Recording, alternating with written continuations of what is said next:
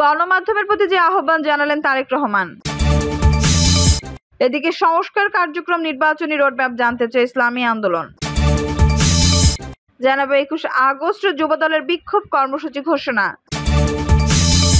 ভারত শেখ হাসিনাকে আশ্রয় দিয়ে গণতন্ত্রের প্রতিজ্ঞা ভঙ্গ করেছে বলছেন মির্জা ফখরুল।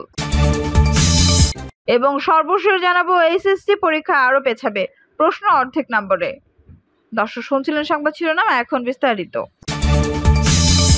ভারত শেখ হাসিনাকে আশ্রয় দিয়ে গণতন্ত্রের প্রতিজ্ঞা ভঙ্গ করেছে বলছেন মির্জা ফখরুল। ক্ষমতাচ্যুত প্রধানমন্ত্রী শেখ হাসিনাকে ভারত আশ্রয় দিয়ে তাদের গণতন্ত্রের প্রতিজ্ঞাকে ভঙ্গ করেছে বলে মন্তব্য করেছেন বিএনপি মহাসচিব মির্জা ফখরুল ইসলাম আলমগীর। তিনি বলেন, ছাত্র জনতা বিপ্লবের মধ্য দিয়ে ফ্যাসিবাদী সরকার প্রধানমন্ত্রী শেখ হাসিনা দেশ ছেড়ে পালিয়েছেন। দুর্ভাগ্য, আমাদের পার্শ্ববর্তী দেশ তাকে আশ্রয় দিয়েছে। সেখান থেকে হাসিনা বাংলাদেশের বিজয়কে নাশাত করার জন্য ষড়যন্ত্র শুরু করেছে। বিএনপি মহাসচিব বলেন, এদেশের মানুষ শেখ হাসিনার যে অপরাধ সেটাকে খাটো করে দেখে না। গত 15 বছরের দুঃশাসন দেশের স্বাধীনতাকে দুর্বল করে দিয়েছে। জাতিকে 18 লাখ কোটি টাকার ঋণে আবদ্ধ করে গেছে। পাচার হয়েছে প্রায় $100 বিলিয়ন। ভারতের কাছে অনুরোধ করব, আপনারা আইনের প্রতি শ্রদ্ধাশীল হয়ে অপরাধীকে বাংলাদেশ সরকারের কাছে তুলে দিন। নির্বাচন নিয়ে মির্জা ফখরুল বলেন, এই সরকার ছাত্র জনতার গণ অভ্যুত্থানের একটি সরকার। তাদের প্রধান কাজ হচ্ছে নির্বাচনের মাধ্যমে একটি গণতন্ত্রের সরকারের কাছে ক্ষমতা হস্তান্তর করা। বিগত আওয়ামী লীগ সরকার যে জঞ্জাল সৃষ্টি করে গেছে সেটাকে পরিষ্কার করতে একটু সময় লাগবে। সেজন্য যে সময় প্রয়োজন তা এই দেশের জনগণ দেবে। সরকার পতনের পর সারা দেশে যে মামলা হয়েছে সেই বিচার কার্যক্রম নিয়ে ফখরুল বলেন, এই সরকারের মেয়াদ হয়েছে মাত্র 11 দিন। এই কয়েকদিনে তারা যে কাজ করেছে তা প্রশংসনীয়। সংস্কার কার্যক্রম নির্বাচনী রোডম্যাপ জানতে চায় ইসলামী আন্দোলন। অন্তর্বর্তীকালীন সরকারের কাছে জাতীয় নির্বাচনের একটি রোডম্যাপ ঘোষণা করার দাবি জানিয়েছে ইসলামী আন্দোলন বাংলাদেশ। তারা বলেছে, অন্তর্বর্তীকালীন সরকারের ঘোষণা অনুযায়ী তাদের সংস্কার কার্যক্রমের ধরন ও প্রক্রিয়া কি হবে এবং কতদিনের মধ্যে সংস্কার কার্যক্রম শেষ করবে তা অতি দ্রুত প্রকাশ করার আহ্বান জানাচ্ছি। দলটি বলছে, দেশ জনগণের কল্যাণে একটি স্থিতিশীল রাজনৈতিক পরিবেশ তৈরি এবং অর্থনৈতিক পুনর্গঠনে আমরা সরকারের সহযোগিতা করে যেতে চাই। সেক্ষেত্রে অন্তর্বর্তীকালীন সরকারকে দেশের শান্তিকামী জনগণ এবং ফ্যাসিবাদ বিরোধী আন্দোলনে অংশগ্রহণকারী ছাত্র জনতা ও রাজনৈতিক দলগুলোর মধ্যে আস্থার পরিবেশ তৈরি করতে হবে। তিনি বলেন, হাজারো ছাত্র জনতার রক্তের বিনিময়ে একটি সফল ছাত্র জনতা গণ অভ্যুত্থানের মধ্য দিয়ে ইতিহাসের জঘন্য ফ্যাসিবাদী স্বৈরশাসকের পতন পরিবর্তন দেশের বিরাজমান পরিস্থিতি ও বর্তমান অন্তর্বর্তীকালীন সরকার ক্ষমতা গ্রহণ করেছে। অন্তর্বর্তীকালীন সরকারের প্রধান উপদেষ্টা আন্তর্জাতিক খ্যাতিমান ব্যক্তিত্ব নোবেলজয়ী ডক্টর মোহাম্মদ ইউনূস গত 18 আগস্ট বিদেশি কূটনৈতিকদের সঙ্গে ব্রিফিংয়ে বলেছেন, 5টি খাতে সংস্কারের পর জাতীয় নির্বাচনের আয়োজন করবেন নির্বাচন কমিশন, প্রশাসন, নির্বাচন বিভাগ, আইন শৃঙ্খলা বাহিনী ও গণমাধ্যমে। এই 5টি ক্ষেত্রে আমূল এবং ব্যাপক সংস্কারের কথা বলেছেন প্রধান উপদেষ্টা। আমরাও মনে করি এসব প্রতিষ্ঠানগুলো ব্যাপক ও সংস্কার প্রয়োজন, কারণ বিগত সরকার অবৈধভাবে ক্ষমতা টিকে থাকতে রাষ্ট্রের গুরুত্বপূর্ণ সব প্রতিষ্ঠান ধ্বংস করে ফেলেছে। তবে অন্তর্বর্তীকালীন সরকার এসব প্রতিষ্ঠানগুলো কতদিনের মধ্যে সংস্কার সম্পন্ন করবে তা নির্ধারিত হওয়া প্রয়োজন।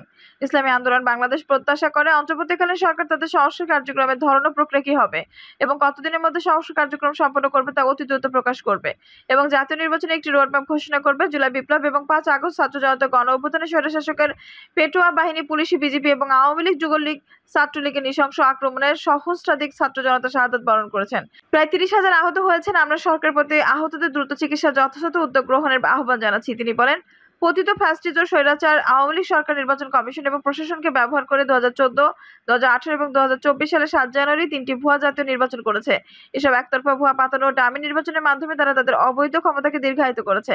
যারা তাদের এসব অবৈধ প্রশাসনের নির্বাচনে সহযোগিতা করে আওয়ামী লীগকে অবৈধভাবে ক্ষমতায় থাকার সুযোগ করে দিয়েছে, তারাও সামনে অপরাধী, তারাও সমান অপরাধী। গণদুশ্মন, গণহত্যাকারী, লুটেরা, দুর্নীতিবাজ আর ভোট চোরেদের যাতে আগামীতে পুনর্বাসিত হতে না পারে তা নিশ্চিত করতে হবে। যে লক্ষ্যে তিনি 7 দফা দাবি উপস্থাপন করেন। গ্রহণযোগ্য তদন্ত কমিশনের স্বতন্ত্র ট্রাইব্যুনাল গঠন করে জাতীয় জুলাই গণহত্যার বিচার করতে হবে। একই সঙ্গে গত 16 বছরে সংঘটিত সব রাজনৈতিক ও প্রশাসনিক হত্যাযোগ্য গণহত্যা, গুম ও মানবাধিকার লঙ্ঘনের বিচার করতে হবে।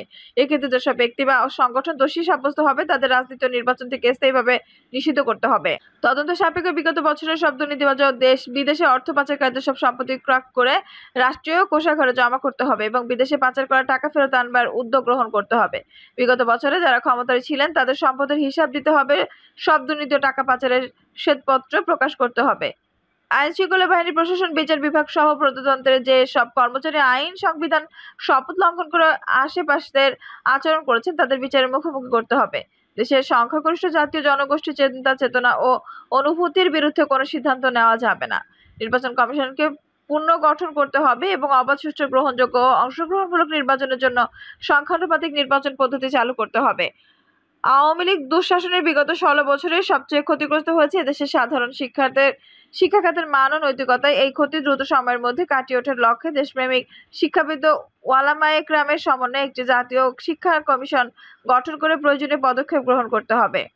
গ্রাম পুলিশকে জাতীয়করণ করে তাদের সম্মানজনক বেতন ও ভাতার ব্যবস্থা করতে হবে। তিনি বলেন, ছাত্র জনতার এই আন্দোলন হত্যা, লুটতরাজ ও অবৈধ ক্ষমতা প্রয়োগের বিরুদ্ধে ছিল, শিল্প ও কলকারখানা ধ্বংসের বিরুদ্ধে ছিল না সংখ্যালঘুদের বিরুদ্ধে কোনো পদক্ষেপ। সেজন্য আমরা বিশ্বাস করি, যারা লুটতরাজ, দখলদারি, অরাজকতা ও সংখ্যালঘুদের উপর কোনো রকম হুমকি সৃষ্টি করে কার্যকলাপে লিপ্ত, তারা এই আন্দোলনে সম্পৃক্ত কেউ না, বরং তারা সুযোগ সন্ধানী। সুতরাং আমরা বর্তমান অন্তর্বর্তীকালীন সরকারকে এইসব অরাজকতার সৃষ্টিকারীদের প্রতি কঠোর পদক্ষেপ নেওয়ার আহ্বান করছি। ইসলামী আন্দোলন বাংলাদেশ মনে করে, দেশের সব নাগরিক সমান মর্যাদা ও অধিকারপ্রাপ্ত। ধর্মের কারণে কাউকে আঘাত করা বা কাউকে প্রতিপক্ষ বানানোকে ইসলাম ও রাষ্ট্রীয় আইনও সমর্থন করে না। আমাদের আন্দোলনের চেতনাও তা সমর্থন করে না। এজন্য বলবো, দেশের সংখ্যালঘুদের প্রতিটি উপাসনালয় ও ধর্মীয় স্থাপনায় সিসি ক্যামেরার ব্যবস্থা করুন। 21 আগস্ট যুবদলের বিক্ষোভ কর্মসূচি ঘোষণা। এতদিন 21 আগস্টকে গ্রেনেড হামলার দিবস হিসেবে পালন করে এসেছে আওয়ামী লীগ। তবে এবার 21 আগস্ট ঘরে দেশের সব জেলা ও মহানগর বিক্ষোভ কর্মসূচি ঘোষণা করেছে বাংলাদেশ জাতীয়তাবাদী যুবদল। মঙ্গলবার এক প্রেস বিজ্ঞপ্তির মাধ্যমে যুবদলের এই কর্মসূচির কথা জানানো হয়। বিজ্ঞপ্তিতে বলা হয়েছে, গত 15 বছরে হাজার হাজার নেতাকর্মীকে গুম, খুন, জখম, 28 অক্টোবর লাঠি বৈঠার তাণ্ডব, রাতে অন্ধকারে শাপলা চত্বরে শত শত আলেম ও মাদ্রাসা ছাত্রকে পৈশাচিক কায়দায় হত্যা, নিরাপদ সড়ক ও সর্বশেষ ছাত্র জনতা গণ অভ্যুত্থানে হাজার হাজার অধিক শিশু ছাত্র যুবক হত্যা ও জখমের সরাসরি নির্দেশদাতা খুনি হাসিনা ও তার দানবীয় বাহিনীর বিচারের দাবিতে আগামীকাল 21 আগস্ট 2024 যুবদল বুধবার 21 আগস্ট 2024 বুধবার যুবদল সব জেলা মহানগরে বিক্ষোভ কর্মসূচি ঘোষণা করেছে। এর আগে 15 আগস্ট শেখ মুজিবুর রহমানের শাহাদাত বার্ষিকীতেও বিক্ষোভ কর্মসূচি ঘোষণা দিয়েছিল জাতীয়তাবাদী দল। গণমাধ্যমের প্রতি যে আহ্বান জানালেন তারেক রহমান।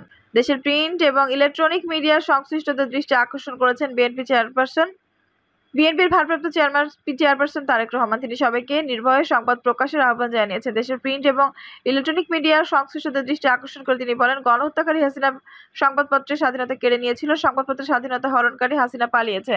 জনগণের প্রত্যাশা, আপনারা আপনাদের যার যার সংবাদপত্র নির্ভয়ে এই শব্দটি লিখবেন, হাসিনা পালিয়েছে শব্দটির পরিবর্তে কোনো গণমাধ্যমে যদি ভিন্ন শব্দ প্রয়োগের অপকৌশল নেন, সেটি জনগণের কাছে আপনাদের বিবেকের স্বাধীনতাকেই প্রশ্নবিদ্ধ করবে। তারেক রহমান আরো বলেন, আপনাদের প্রতি আহ্বান, গত 15 বছর যারা গুম, খুন, অপহরণের শিকার হয়েছেন, ছাত্র জনতার বিপ্লবে হাজারো মানুষ যারা শহীদ হয়েছেন, আহত হয়েছেন, তাদের এবং তাদের পরিবারের দুঃখ দুর্দশা নিয়ে বিশেষ অনুষ্ঠান প্রচার করুন। সাগর রুনির হত্যা মামলার তদন্ত এক যুগেও কেন শেষ হলো না, সেই প্রশ্ন তুলুন। জনগণ আপনাদের কাছ থেকে আয়নাঘর নিয়ে অনুসন্ধানী রিপোর্ট দেখতে চায়।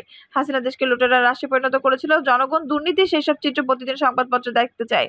গণহত্যাকারী হাসিনা প্রতিবার কিভাবে জনগণের ভোট ডাকাতি করেছিল, গণমাধ্যমে প্রতিদিন সেই সব চিত্র তুলে ধরে বিশেষ অনুষ্ঠানের প্রচারের আহ্বান জানায়। গণমাধ্যমে হাসিনা অপকর্ম ফ্রেম বন্দী থাকলে ভবিষ্যতে আর কেউ হাসিনার মতো ভোট ডাকাতি, গণহত্যা লিপ্ত হতে সাহস করবে না, যা গণতন্ত্রের ভিতকে মজবুত করবে এবং ক্ষমতাসীনদেরকে স্বৈরাচারী আচরণ থেকে বিরত থাকতেও বাধ্য করবে বলেন তারেক রহমান। এইচএসসি পরীক্ষা আরো পেছাবে, প্রশ্ন অর্ধেক নম্বরে। এইচএসসি ও সমমানের বাকি বিষয়গুলো পরীক্ষা আরো পেছাবে। এসব বিষয়ে অর্ধেক প্রশ্নের পরীক্ষা অনুষ্ঠিত হবে। ঢাকা শিক্ষা বোর্ড চেয়ারম্যান অধ্যাপক তপন কুমার সরকার এই তথ্য নিশ্চিত করেছেন। আগের যে বিষয়ে 8টি প্রশ্নের উত্তর দিতে হতো, এখন সেই একই বিষয়ে 4টি প্রশ্নের উত্তর দিতে হবে। পরীক্ষার আগের মতোই পূর্ণ সময় থাকবে। কোটা সংস্কার আন্দোলনের কারণে উদ্ভব পরিস্থিতিতে কয়েক দফা এইচএসসি ও সমমানের পরীক্ষা স্থগিত করা হয়। প্রথমে গত 18 জুলাইয়ের পরীক্ষা স্থগিত করা হয়, তারপর একই সঙ্গে 21, 23 ও 24 জুলাইয়ের পরীক্ষা স্থগিত করা হয়। এরপর 18 জুলাই থেকে 1 আগস্ট পর্যন্ত পরীক্ষা স্থগিত করা হয়। পরে সিদ্ধান্ত 11 আগস্ট থেকে নতুন সময়সূচিতে এইচএসসি ও সমমানের পরীক্ষা নেওয়া হবে। তবে 7 আগস্ট ঢাকা শিক্ষা বোর্ডের পরীক্ষা নিয়ন্ত্রক মোহাম্মদ আবুল বাশিরের সই করা বিজ্ঞপ্তিতে জানানো হয়, 11 আগস্ট পরীক্ষা হচ্ছে না, অনিবার্য কারণে পরীক্ষা স্থগিত করা হয়েছে। শিক্ষা বোর্ডের একটি সূত্রের মতে, প্রধানমন্ত্রীর পদ থেকে শেখ হাসিনা পদত্যাগ ও দেশ ছাড়ার পর বিভিন্ন থানায় যে হামলার ঘটনা ঘটে, তাতে প্রশ্নপত্র রাখা ট্রাঙ্কগুলো ক্ষতিগ্রস্ত হয়েছে। এজন্য 11 আগস্ট থেকে পরীক্ষা নেওয়ার সিদ্ধান্ত স্থগিত করা হয়। 11 সেপ্টেম্বর থেকে স্থগিত পরীক্ষাগুলো নেওয়ার জন্য অন্তর্বর্তী সরকারের কাছে প্রস্তাব দিয়েছিল শিক্ষা বোর্ড, সেটি অনুমোদন হয়। তবে পরীক্ষার্থীরা সোমবার ঢাকা শিক্ষা বোর্ডে দুপুর থেকে সন্ধ্যা পর্যন্ত অবস্থান নিয়ে পরীক্ষায় বসার মতো অবস্থায় নেই বলে বিক্ষোভ করেন। যেসব বিষয়ে পরীক্ষা হয়েছে তার ভিত্তিতে পরীক্ষার ফল প্রকাশের দাবি জানান শিক্ষার্থীরা। ঊর্ধ্বতন কর্তৃপক্ষের সঙ্গে আলোচনা করে সন্ধ্যায় দাবি পূরণের বিষয়ে আশ্বাস দেন ঢাকা শিক্ষা বোর্ড পরীক্ষার নিয়ন্ত্রণ আবুল বাশার। এই ছিল এখনকার সর্বশেষ সংবাদ। নিউজটি ভালো লাগলে অবশ্যই একটা লাইক দিন, কমেন্টে আপনার মূল্যবান মতামত জানান। সবসময় আমাদের পাশে থাকতে সাবস্ক্রাইব করে বেল বাটনটি অন করে রাখুন। ধন্যবাদ।